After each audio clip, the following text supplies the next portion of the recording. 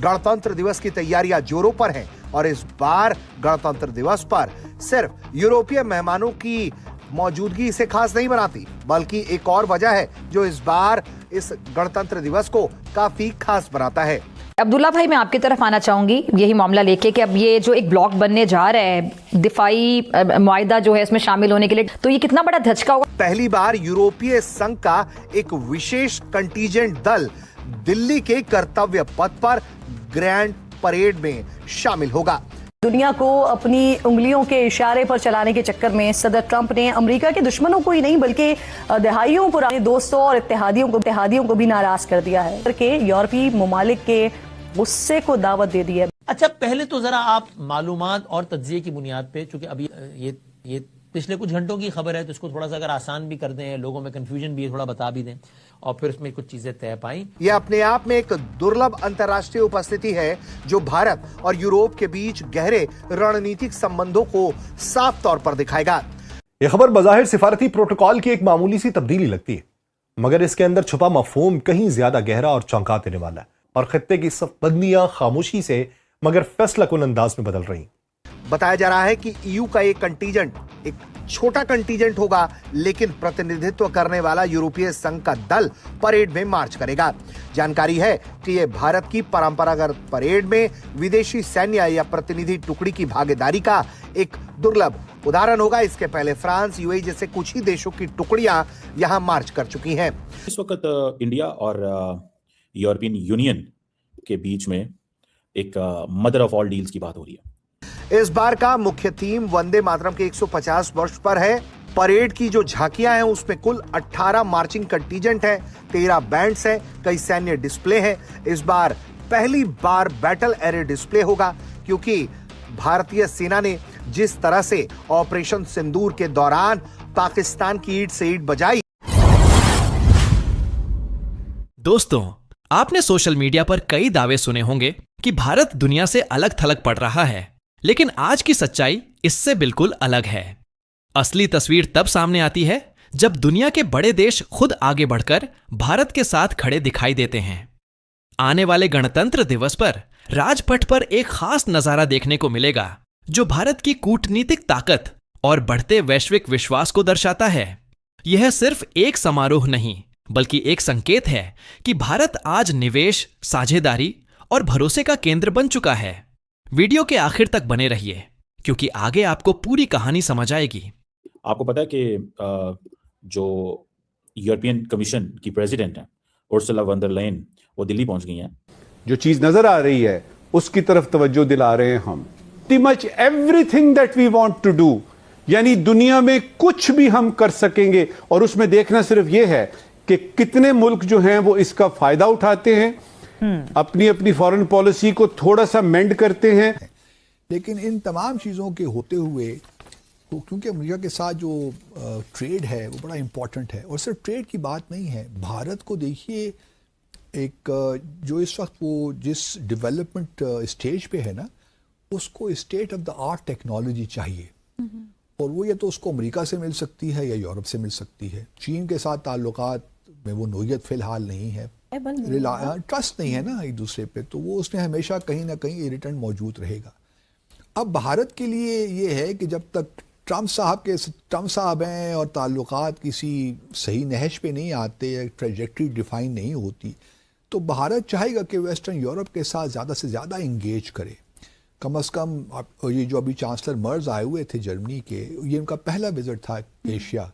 अभी हाल ही में चूँकि उन्होंने अपना ये जो है बहैसियत चांसलर उन्होंने ओहदा संभाला है, तो उनका ये पहला विजिट था एशिया का, और जो उन्होंने भारत से शुरू किया।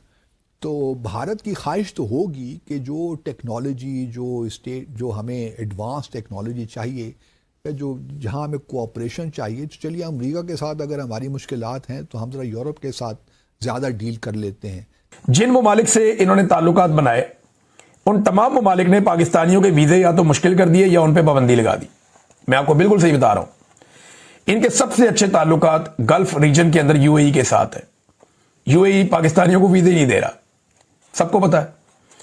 इनके बड़े अच्छे ताल्लुकात ओमान के साथ है। वहां पता चला कि इन्होंने खुद रिक्वेस्ट की कि जनाब हमारे लोगों को वीज़े देना बंद कर दें, पाकिस्तान से लोग बहुत बड़ी तादाद में छोड़ छोड़ के निकल रहे हैं, वहां भी वीज़े नहीं मिल रहे। सऊदी अरब ने रिकॉर्ड बंदे पाकिस्तानी डिपोर्ट कर दिए हैं सऊदी अरब से, उधर भी प्रॉब्लम आ गया। यूरोप ने कई सरकारी मुलाजमीन के वीजे मनसूख कर दिए, दिए नहीं उनको वीजे, मुस्तरद कर दिए दरखास्तें। और कोई पुलिस वालों की तो यह कहकर उन्होंने मुस्तरद कर दी मुबैना तौर पे कि आप लोग तो जुल्म में मुलव्वस हैं, यानी इंसानी हुकूक की पामालियों में आप मुलव्वस हैं, लिहाजा आपको तो वीजे नहीं मिल सकते, उनके वीजे ही मुस्तरद कर दिए। ये 2 डेकेड्स की निगोशिएशंस के बाद हो रहा है, 2 डेकेड्स की निगोशिएशंस के बाद। बड़ी देर से लगे हुए थे, लेकिन अब उनको जरूरत पड़ गई है।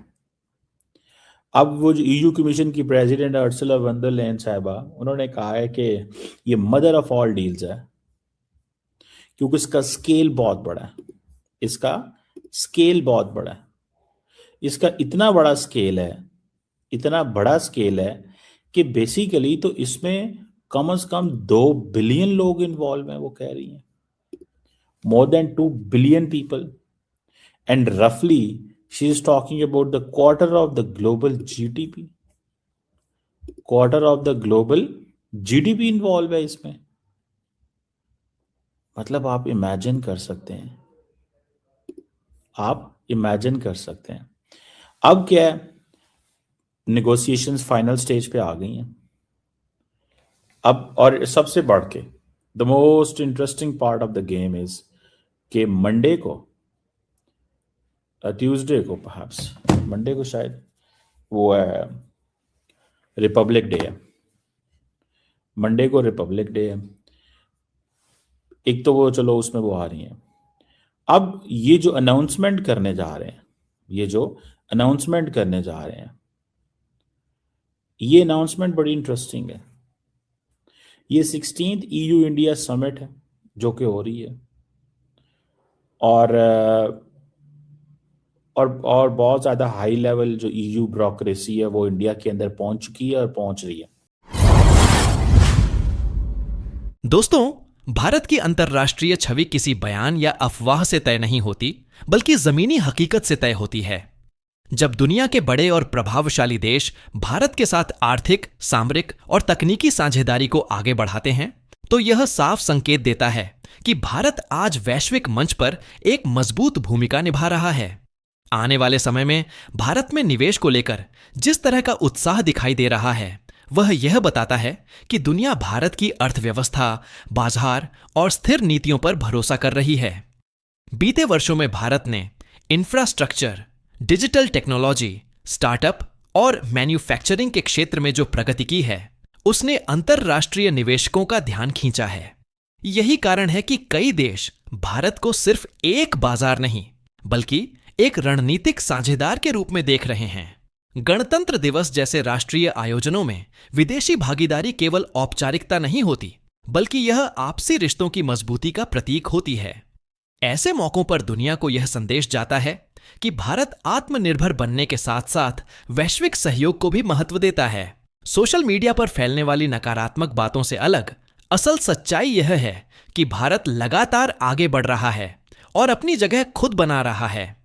अगर भारत वाकई कमजोर होता तो कोई भी देश यहां निवेश या साझेदारी के लिए आगे नहीं आता।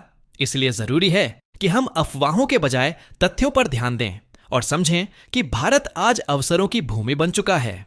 दोस्तों, अगर आपको यह विश्लेषण पसंद आया हो तो वीडियो को लाइक करें, शेयर करें और ऐसे ही कंटेंट के लिए चैनल को सब्सक्राइब करना न भूलें।